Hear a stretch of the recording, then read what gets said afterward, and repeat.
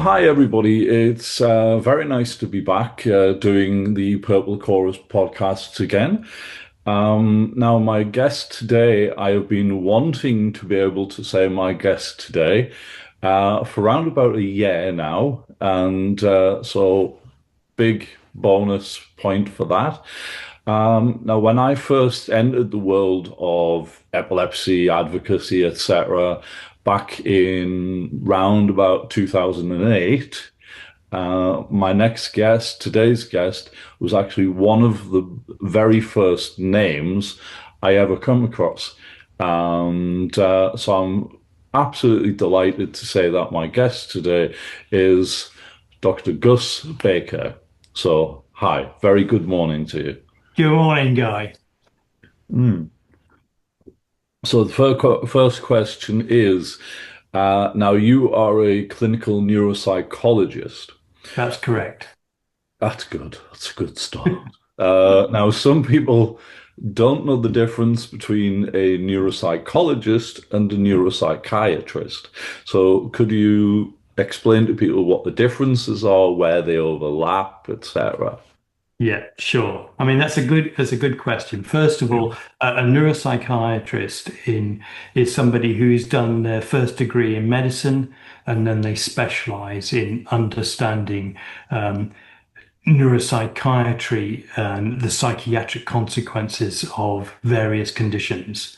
In the world of epilepsy, a neuropsychiatrist will be somebody who really understands the consequences of epilepsy and its treatment in relation to an individual's psychiatric functioning.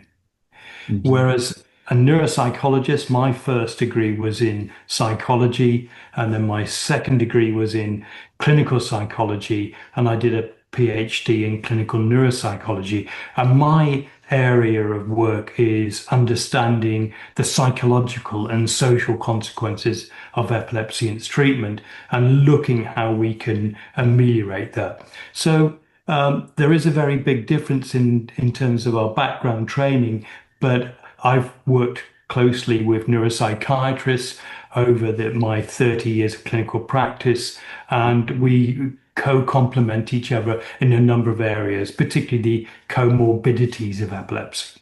Yeah, I mean, certainly from a personal perspective, when I was successfully treated for my own seizures many years ago now, that successful treatment was actually a combination of neuropsychology and neuropsychiatry simultaneously for around about 10 weeks or something like that. And following those treatments, I've been seizure free ever since, which is obviously fantastic because Absolutely. most neurologists go down the let's see what we can do with drugs, whereas Dr. Margaret Jackson, who you will be familiar with, Yes. up in Newcastle, she said, well, okay, let's take it from a three-pronged attack, uh, not only medication, but neuropsychology and neuropsychiatry as well. And that three-pronged attack was proved life-changing for me. So therefore, whenever I come across anybody who works in any of those fields, I immediately take a personal interest. Um, so obviously, we Yeah. we first came together when I worked with Epilepsy Action, and you came to give a talk to the support group, I think. So Yes. yeah. So I personally think that there are some cases where you really do need a multidisciplinary team approach. Hmm. In an ideal world, our epilepsy services would be made up of a whole range of professions, including neurology, neurosurgery, neuropsychiatry, epilepsy specialist nurses, and of course the voluntary sector. And in an ideal world, they would all work together to actually maximize the treatment for any individual with epilepsy. Hmm. Some cases that would be not necessary, But in cases where the epilepsy is difficult to manage, I think it's essential you have that sort of collaboration. It is absolutely. Now, I did a little bit of reading before this morning and looked at your work at the Walton Centre in Liverpool. Yes. And it said there you work right across the entire age spectrum from children to the elderly. And how do the issues present differently across the life spectrum? Exactly. Well, I think I have to say that by training and experience, I'm a much more likely to be working with adults than children. But I have some colleagues across the UK and in fact across the global who are doing some fantastic work with children and who have epilepsy.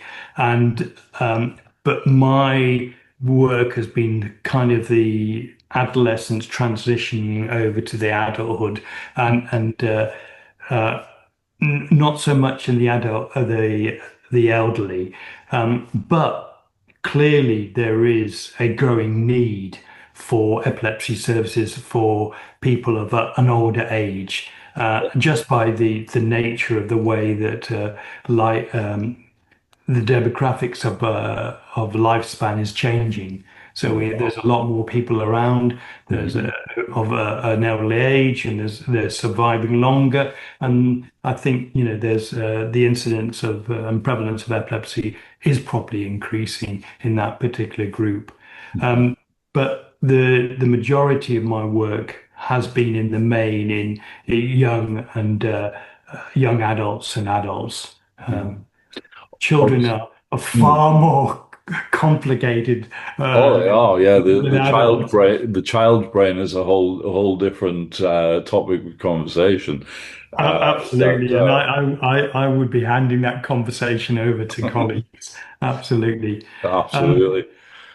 yes, I've worked across the lifespan to a degree, but I think what I have been focusing on is trying to think about how we understand the totality of the impact of epilepsy. Yeah. So not just focusing on the seizures or the medication, but thinking about, with a diagnosis of epilepsy comes a whole range of risks to injury, risk to the effects of medication, risk to falls, Hmm. and it risks to cognitive impairment Yeah. and risks to psychological consequences like increased anxiety and depression, social isolation, Hmm. opportunities for employment, opportunities for good education.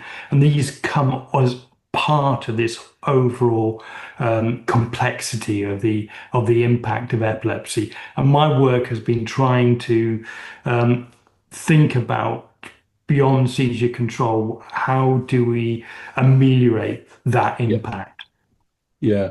Now, when we met last year at the conference in Lisbon, I said to your colleague, Donna Walsh, after the presentation that I almost, my head nearly fell off because I was nodding at just about every sentence she was presenting. And that was, of course, for the project called GENS. Yes. Global Epilepsy Needs Study. And I have to say that was a huge eureka moment for somebody like me as a person who's lived with epilepsy for many, many years to actually find the medical world, if you like, looking beyond the lens of the consultation room or the ward and actually looking beyond that and saying, okay, so we get you these tablets, but what else? You know? Yeah. And I, that but what else is the massive, massive issue. So I really would like you to tell everybody uh, about GENS. Okay, I mean, this is a project that I'm very excited about. guy, and it's one that we worked on now for nearly 3 years. But we came to the opinion a couple of years ago in the IBE that we really wanted to understand the needs of people with epilepsy. We didn't want to do a study or a survey looking at their quality of the quality of life of people with epilepsy. We actually wanted to identify what their current needs were. And so we went about setting up a study to do that. Now, this study was very different from all of the previous studies that I've been involved in because people with lived in experience were involved at every stage of the project, Mhm. from the very beginning to the very end. So we set up a scientific advisory committee that was made up of people with epilepsy, neurologists, statisticians, and researchers. We had input from our council that's made up of people with epilepsy who advise us on every aspect of it. And what we wanted to do was to identify those needs based on a number of areas that we thought would be important for people with epilepsy. Yeah, And so if I can just give you some of the facts, definitely. this was a global study, so we wanted to include countries from right across the globe, representing every region. Hmm. So we identified 15 countries that Hmm. reflected low, middle, and high income countries. Hmm. We translated the survey into 12 different languages, so where we made sure that we could actually include as many as we could. We focused on 10 important life domains that we'd identified, and we did 75 in-depth interviews, and we obtained, much to my pleasure, 5,296 responses, which Brilliant. which made it a substantial piece of work. And it took us about a year and a half to 2 years to set the study up Yeah. because we relied on all of our chapters in the IB to making a substantial contribution. Mhm. And I could just tell you some of the results from Hmm. that survey, which I've got on a slide that's on my other screen. Hmm. If you just bear with me.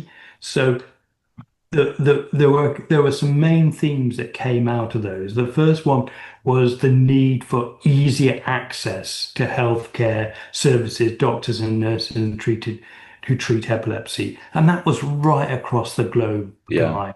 You know Yeah. that this issue about getting people with epilepsy to be able to see doctors and nurses and members of the medical team is so important, and Mhm. it varies so much from low to high income. Yeah. The second interesting finding was that basic seizure first aid needs to be widely known across societies to help people keep safe. Yeah. There's still these myths about what you do if you see somebody with a seizure Hmm. and how you respond to them. Yeah. And a third factor was that local communities need to learn more about epilepsy. They need to understand why a seizure happens and how to manage that. Hmm. There's a need for faster access to the right treatment. And this was, of course, highly identified in low income countries. Yeah.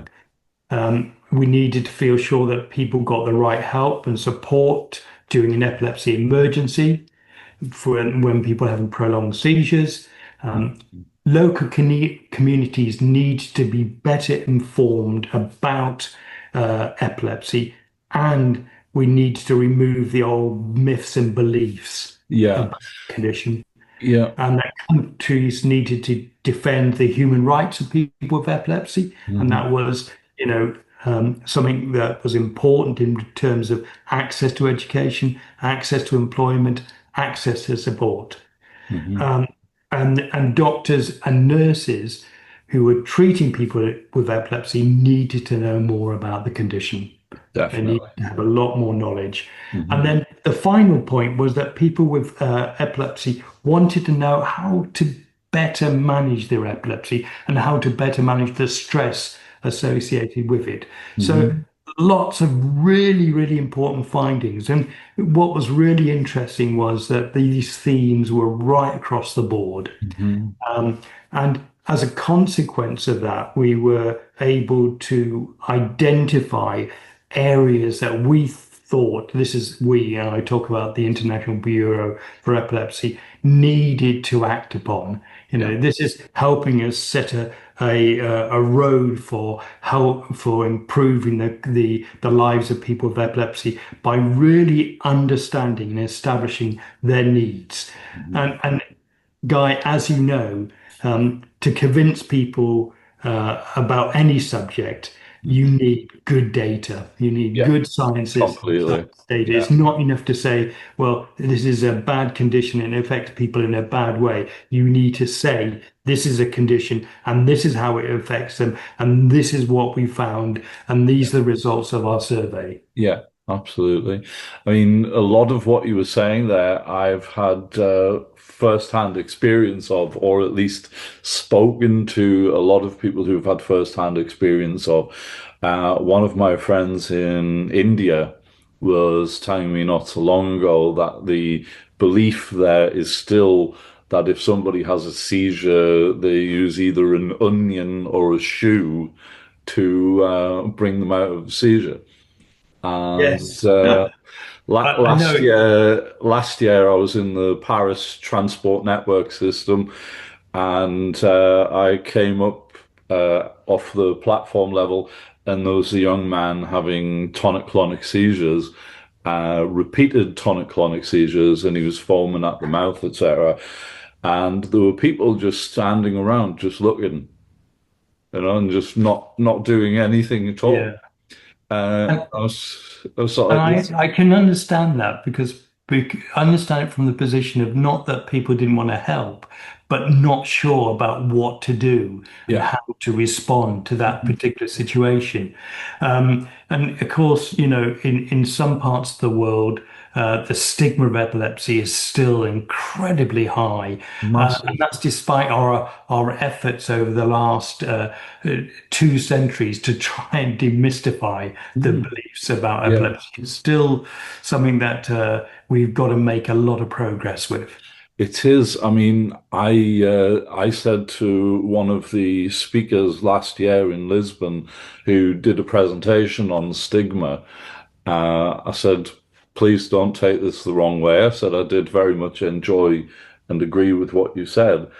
I said, but it's more or less verbatim of what somebody said at the conference 13 years ago. Yeah. Yes, yes, Uh, I said, and you are essentially preaching to the converted by telling doctors who work in the field of epilepsy.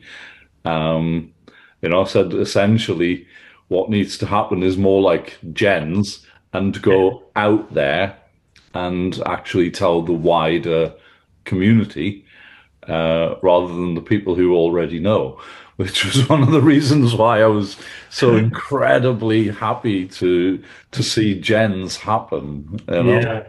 Um, I think you're absolutely right. I, I've been working in the field of epilepsy for nearly 40 years now, and the stigma of epilepsy was something that I was very acutely aware of at the very beginning of my career, and it's still something that I'm acutely aware of 40 years later. yeah. I think progress has been made, but it's such a small progress at the margins. It's really difficult to think about how we can really change people's ideas and beliefs and understanding about epilepsy. Uh-huh. It needs to be a concerted effort. It needs to be a global effort, and it needs to be continued effort. And Yeah. it's going to take a long time before. And some of the challenges is getting people to work together. Yeah. to be really focused on how we address it. Um, you will be aware that my wife, Professor Anne Jacobi, had done some really important work in the field of stigma. And about 2 years ago, they produced an article that looked at a review of all of the efforts to reduce stigma, and it was an important article. There were two articles, and they were both important in terms of identifying what the challenges were. And I Hmm. still think we have those challenges exist. I think they're going to exist well beyond our time. Yeah. But Hmm. that means that we have to continuously promote this. And I think it's really sad that we can't get people like celebrities who have epilepsy to stand up and be counted, Hmm. because we know that makes a difference. We know it makes a difference if you get people with epilepsy to be ambassadors for their own condition. Yeah. And Guy, you are a perfect ambassador for Thank you epilepsy very and much. have been for Unfortunately, I don't have the celebrity status, but no. I've been working on it for the last 35 years. But Yes, um, but I recently discovered that the King actually supports Epilepsy Society. yes, Um, and Elton John gives a lot of money to epilepsy charities as well, because during a period of his life, he lived with seizures. He wasn't, I don't think he was actually diagnosed with epilepsy, but he did live with seizures, and as a result, supports epilepsy charities. So there's two very big names, the King and yeah, Queen. yeah. Yeah. And we know that having celebrities is important, but I've been really focused on trying to understand how we can make people with epilepsy and ambassadors for their own Yeah. condition. And one Mhm. of the initiatives that we've been working on over the last few years is to try and actually see if we can really raise the level of understanding and knowledge and advocacy skills Yeah. of people with epilepsy that we support. Mhm. In the IBE, we have an ambassadors program where we have a Yes. program that supports people to become leaders in their field, to be Hmm. able to talk about epilepsy, to serve on pharmaceutical advisory companies, to give Hmm. information to Yeah. national and international organizations to Hmm. really raise that. And as you know, at the conferences now, we usually have on a number of sessions Hmm. people with lived in experience Yeah. talking, putting perspectives Yeah. and putting context to the works. Yes. And that's the result of the very important discussions between the IBE and ILEA. If Yeah. you want to educate people, include a person with epilepsy and they will give you Completely. the context. I mean that is something I'm very very passionate about, and as soon as I heard about the lived experience ambassadorial program, I was sort of like, yeah, stick my name down, I'm there. Because as you know, I've been speaking in front of audiences in one capacity or another for 3.5 decades. Yes. So, if there's a room full of physicians, consultants, and all the rest of it, I wouldn't bat an eyelid. I would just say, "Hi, nice No, to see you." no. Uh, Yeah. And, um, and there is, of course, there's an important relationship between epilepsy and music, which you've been exploring for I for have, for many, many years. And that's a, yeah. yeah. And I think music is the perfect, well, I did a paper recently called Epilepsy and Music Are the Perfect Roommates, which Natalie Bowen of the Defeating Epilepsy Foundation published, and which was very kind of her. But I always say that music is such a fantastic tool to help people who've never experienced epilepsy understand what that experience is actually like. Um, because you can say it in neurological terminology or medical terminology, etc. But to actually be able to help somebody understand in a non-medical context what that experience is actually like is an incredibly powerful tool.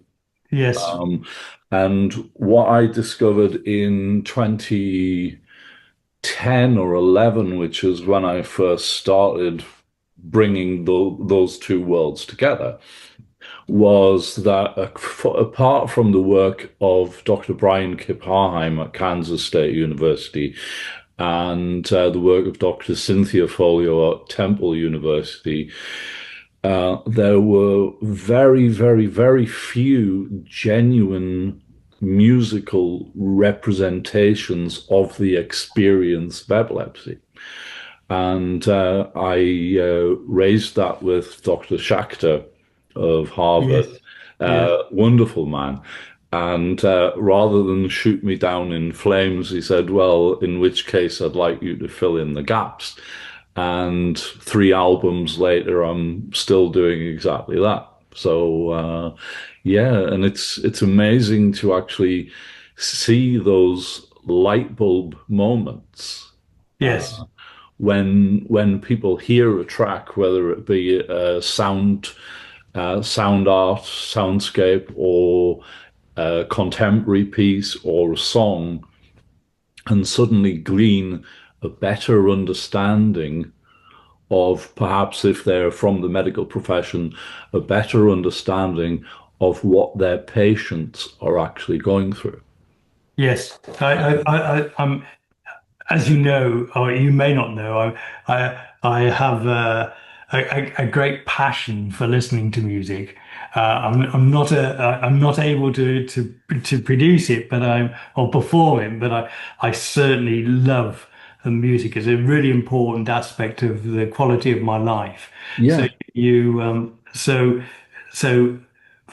you have the luxury, Guy, of being able to take your skills and your ideas and use it in a very positive way towards empowering people with epilepsy.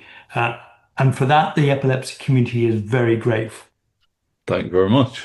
Uh, and but yeah, I mean that's something I am and always have been very passionate about is using my experience not only as an epilepsy patient but also as a composer and being able to bring those two worlds together so that people who don't understand epilepsy or only understand epilepsy from a medical perspective can perhaps glean a better understanding of what it's like to live with, Yes. you No, know. I understand and appreciate that. And everything you say about GENS rings so completely parallel with what I've been doing as a composer, is looking beyond the seizure. Seizures.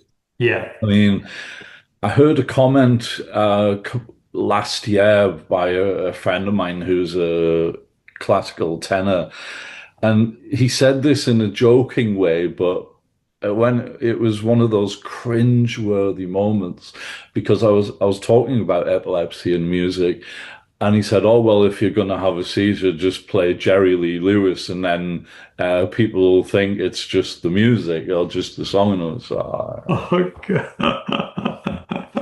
Yeah. uh, It just tells us, Guy, that we still got a lot of work it to do. does. It just shows you that there's a long way yet to go. Yeah. So with that foundation that you've built with Gens, what's the next step? Well, we produced a research. We produced a publication from that was that's freely available through Epilepsy Open, and we've also produced a policy document that's going to drive our 5 year strategy, but it also will act as a tool for those countries that took part in GENS and for countries that didn't take part, saying, look, this survey has identified very clearly what people's needs are, and these are the consequences of those needs for influencing and devising policy Mhm. for people with epilepsy. So we've got a really good policy document out now. We Mhm. are going on to do GENS 2. Brilliant. So we're going to be looking at uh, a couple of other areas in epilepsy that we really want to hone in on and Hmm. identify the needs of people who are operating in those particular areas. Hmm. And so at the moment, we're just at the stage where we're thinking about our ideas about what we want to do and how we go forward. And that will probably be another 2 years of work for us. Hmm. Again, I'm excited to be involved in that, Hmm. to continue to help really raise the profile of the needs of people with epilepsy, Yeah. rather than just simply measuring their quality of life. I Hmm. know that the data that we've generated from GENS has already been used. It Hmm. was used it's been used nationally and internationally, uh, Yeah. and we will keep on plugging that information because we think it's relevant Hmm. to establishing better services Yeah. for people with epilepsy generally. I mean, I know even within the very short geographical difference of the UK and France, in the UK, epilepsy is considered as a disability.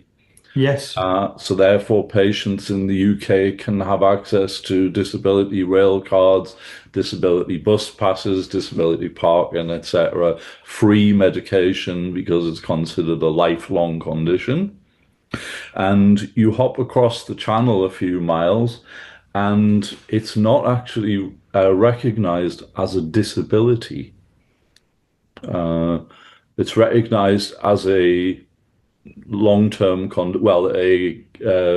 chronic condition, but it's not recognized as a disability.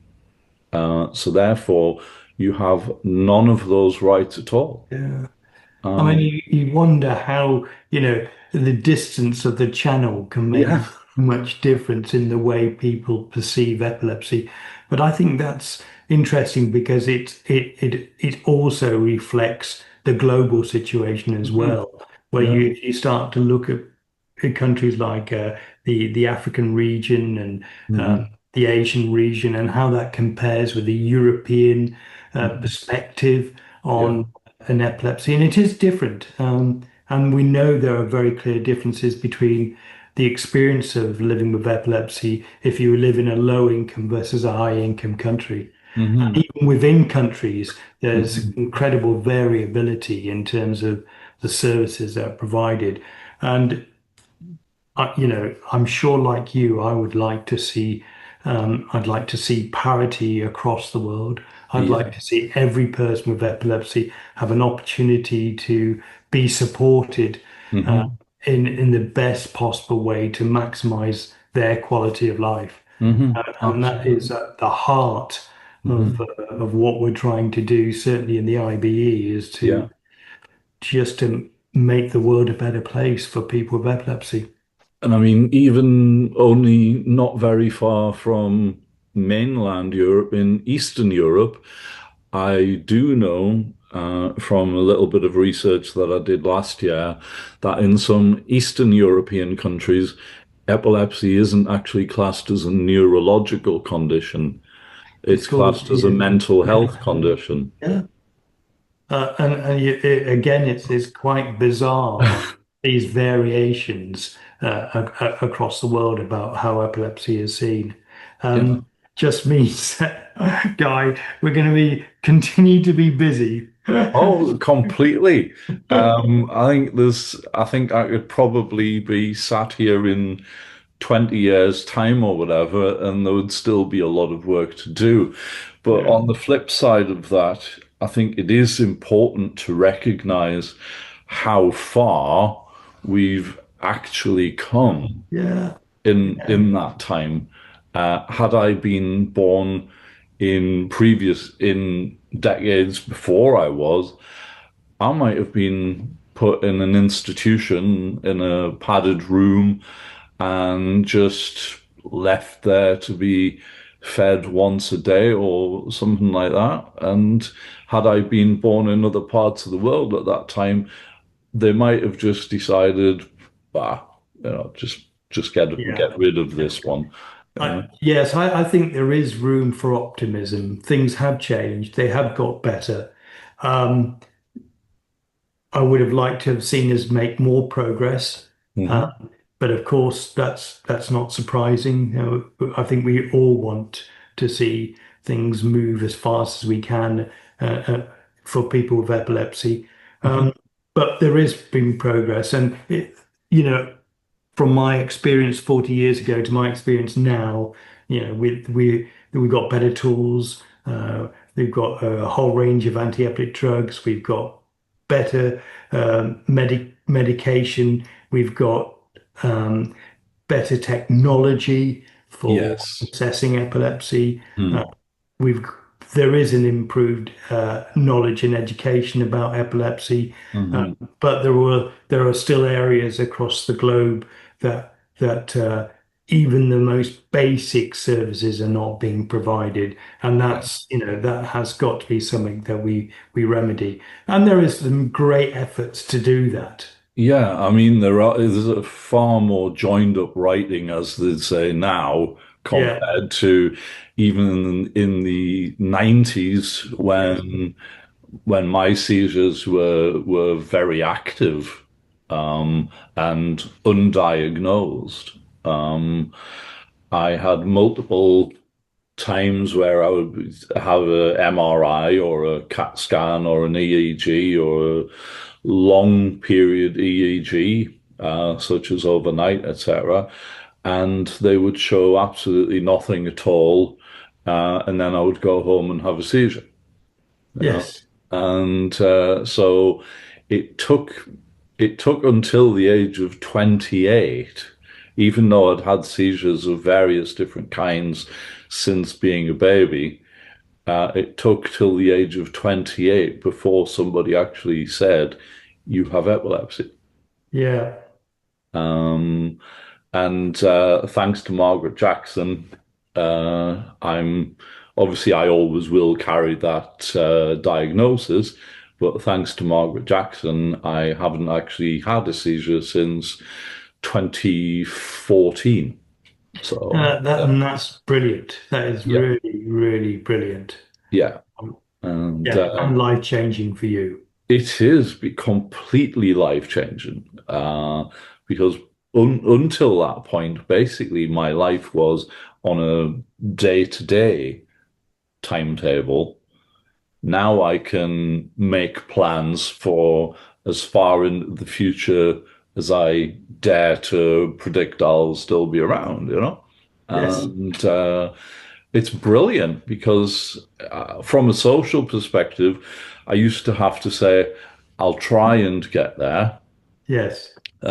dependent on whether or not I was having seizures. Whereas now I can say, yeah, I'll see you there, you know.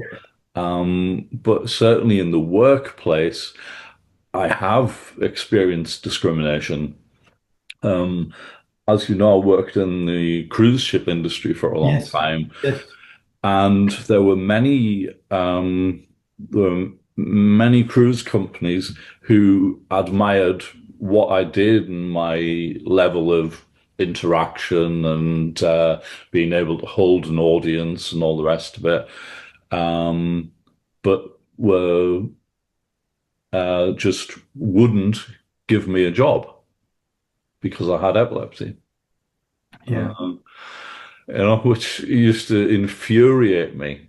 And I always used to make the argument, well, actually, the captain's just as likely to drop down dead from a heart attack as I am to have a seizure. In fact, even more so because his medical condition hasn't been diagnosed. Mine has, and mine is fully controlled. But but they wouldn't touch me. So. you know. Yeah. Well, you bring all that experience and knowledge to the epilepsy community, and you're able to share that and help people understand that your experiences are not unique to you, but the experiences that are across the globe and an area that we need to work on, which is, give people the opportunity to access what should be their basic rights, for Yeah, education, for absolutely. employment, for relationships. Mm. Yeah, I mean, when it comes to relationships, I know Dr. Anna Kellberg has an interest in helping people who live with long-term disabilities in the formation and maintenance of relationships. I'm hoping to speak to her soon as well. Right. Very interesting person. And with regards to that, I mean, that's another thing that a lot of people don't realize is the impact on relationships that epilepsy can have. Yes. Because if somebody is constantly being monitored as a younger person, then they don't have the same opportunities to explore that world, that part of their world, as their peers, because they're constantly within earshot or eye shot of So, somebody else. yeah. Yeah. Excuse me. And also, those who do get into long-term relationships sometimes find if their seizures are not controlled or not well controlled, then that can blur the line between loved one and carer. And It is complicated and it's challenging to support people in that particular area. But that's what we're here for, and that's what we should be doing to try and look at ways that you can help people with difficult to manage epilepsy live as normal life as possible. absolutely, I mean, as humans, we all have hopes and expectations we do. Yeah. how our life is going to be and how it should be. And hmm I think with epilepsy, sometimes those expectations and hopes are derailed by their condition. And I think organizations like the IBE have a role to help support people with hmm that area. Yeah. So if there's anybody out there, apart from me, who would like to get into, like to be part of the next step, either in an ambassadorial uh, perspective or the GENS stage two perspective, how would they go about that? Well, we're gonna do it through the IBE, through the chapters. So if you belong to a chapter of the IBE, you can certainly consider helping us with that, and we're open to lots of help and support. Without the chapters and the people who lived and experienced taking part, this study would not have happened. So Mhm. it really is about trying to engage and support people with epilepsy to help us do this Mhm. type of research. And that's what makes the Gen successful. It was driven by people with epilepsy.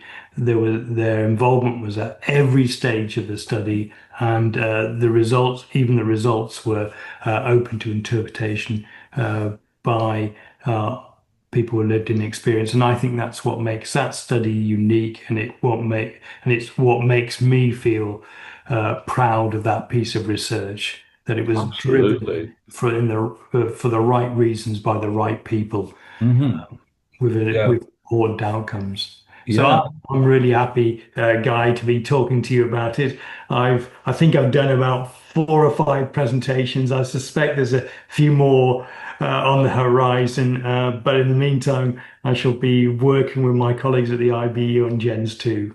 Well, I shall watch that with eager anticipation. Right. Uh, and please give my best regards to Donna and everybody else at the IBE. And thank you very much for finally having time in your diary to come and speak to me. Well, And I we hope it's will. not the last time as No, well. we will So, meet at future meetings, Guy, and talk about these things absolutely. until one of us retires. So for now, thank you very much, Dr. Gus A. It's a pleasure, Guy. It's a pleasure.